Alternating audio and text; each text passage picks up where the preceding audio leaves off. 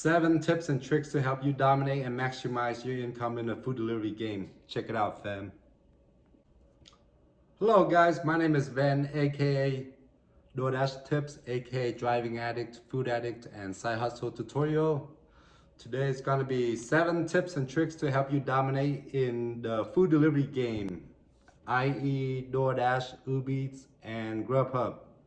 So this video is going to be mostly for food delivery tips and tricks, how to maximize your income, and so on. First thing first, let's look at last night's earnings. 225 in 6 hour 40 minutes. 225 in 6 hour 40 minutes. That's roughly $34.75 per hour, working from 6 p.m. to 1 a.m. 6 p.m. to 1 a.m. on a 7-hour run with a 1-hour break. All right, for the new viewers that don't know who I am, let me reintroduce myself. My name is Van. I've been delivering food with W-2 and 1099 for 21 years. I've been doing it since the age of 17. I started out as a Chinese, Asian, sushi, W-2 delivery driver. I worked at Papa John's for 1 year, at Donato's Pizza for 10 months, and DoorDash over 2,000 deliveries. Uber Eats maybe over 1,500. For food delivery apps, I might not have as much as experience as other drivers, but as far as working with tips and delivering food, I'm probably the top 2% out there. My Hyundai Elantra, excuse me, my Hyundai Elantra got 298,000 miles in 11 years. 298,000 miles in 11 years. All right, first thing first, let's go to tip number 1. Sorry if this is deja vu, but number 1, you gotta be multi-apping. Multi-apping, multi-apping, multi-apping. See all the apps on my phone? Uber Driver, that's Uber Eats, Grubhub, and Dasher. I currently do not have DoorDash active, but I'm trying to reactivate my account. Number 2, number 2, knowing what are the best hours to dash in. All right, so if you're a top dasher and you qualify for the large catering program, lunch is probably your best shift if you're a DoorDash driver. But if you're not a top dasher, like I would say 80% of the drivers out there are not top dasher, dinner rush is the best time. 5 p.m. to 8 p.m. is the best time to dash or do Uber Eats, fam.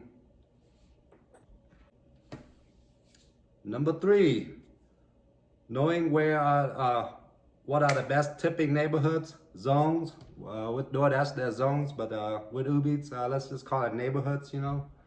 Knowing where the busiest, the best tipping neighborhoods. Once again, try to avoid lower income neighborhoods. No offense to lower income neighborhoods, but you know, if you go by the numbers, they don't tip as well as middle class to upper middle class. My preferred neighborhood of choice is middle class to upper middle class. I don't mess with the 1%er, the upper class, you know.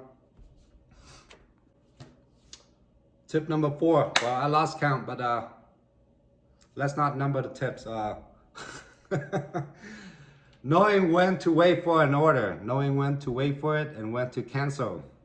If the order is a really good order, sorry, gonna pull out. So for example, this is an order from last night. This was my last order. This was at 1 a.m. fam. $34.29, double stack, Ghost Kitchen, same restaurant, 2 customer. $34.29. Estimated wait was 15 minutes, so it was a double stack, so I waited for it. It was at 1 a.m.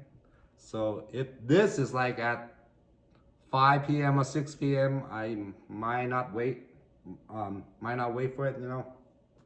So knowing when to wait for an order and when to cancel, you know. If it's a really good order, high paying, good tip order, and the wait is not too crazy, I would wait for it. If it's just an average, mediocre order, go ahead and unassign it, cancel it, go on to the next one. All right, next tip. Communicate with your customer. So some of you guys might have seen my live stream yesterday. I was stuck at the Taco Bell for 20 minutes. I texted the customer, sorry, Taco Bell drive-through is 30 minutes behind. ETA is 30 minutes behind. Communicate with your customer. If a customer texts you and asks, to get some sauce, something extra, make sure to get it for them. And if possible, check your order.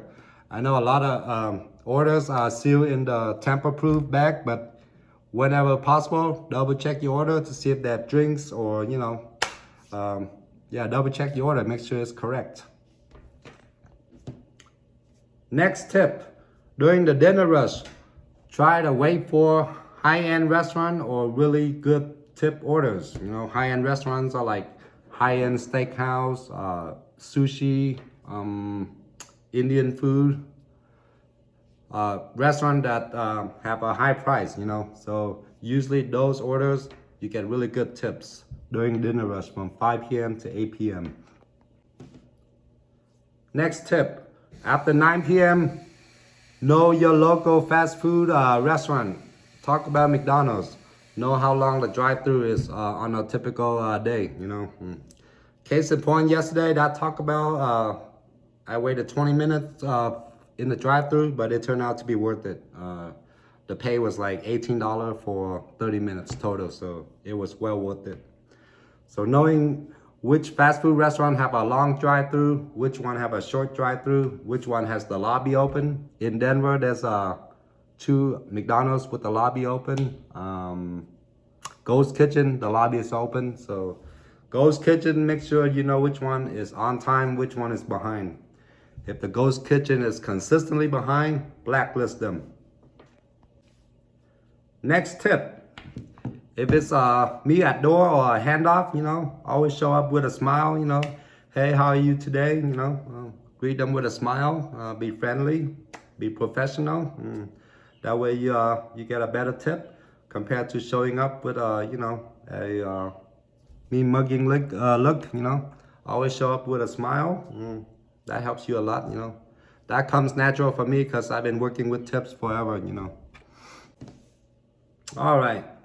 I always get criticized for this, but knowing when to multi-app, knowing when to stack orders with multiple apps. All right. So the only time I would stack multiple orders on multiple apps is if it's from the same restaurant going the same direction. Yeah. Don't try to be greedy. Don't be too greedy, Do not take 6 orders on 3 different apps. In the long run, you're gonna be deactivated. So I would say if it's like late night after 9 p.m., you can do a triple stack with 3 apps, same restaurant, same direction, but that would be pushing it. I would be doing 2 orders on 2 different apps, same restaurant going the same direction. Don't try to be greedy when you're multi-apping, fam. Next tip, driving the right vehicle for your food delivery. I highly recommend getting a dependable, fuel-efficient vehicle like Toyota Corolla, Toyota Prius, Honda Civic. Get a hybrid, get an EV. If you live in a state with snow, get a 4-wheel drive like a Subaru, Toyota RAV4, 4-wheel drive of course. So driving the right type of vehicle. Do not drive a Chevy Suburban F-150, Hummer H2, you're gonna lose money. All right, last but not least, use a food bag. Keep the hot food hot and cold food cold. Insulated food bag. That's very important, If DoorDash or Uber Eats or Grubhub doesn't give you an insulated food bag, get one on Amazon, Get a pizza bag, an insulated pizza bag, a high quality one, and an insulated food bag with a cup holder. That way you keep the hot food hot and cold food cold. All right, fam. Thank you everybody for watching this tips and tricks videos. Now go out there and dominate and make your money, fam. Work smarter, not harder, Maximize your time and income out there. Multi-apping. Thank you everybody for watching. See you guys on the next one.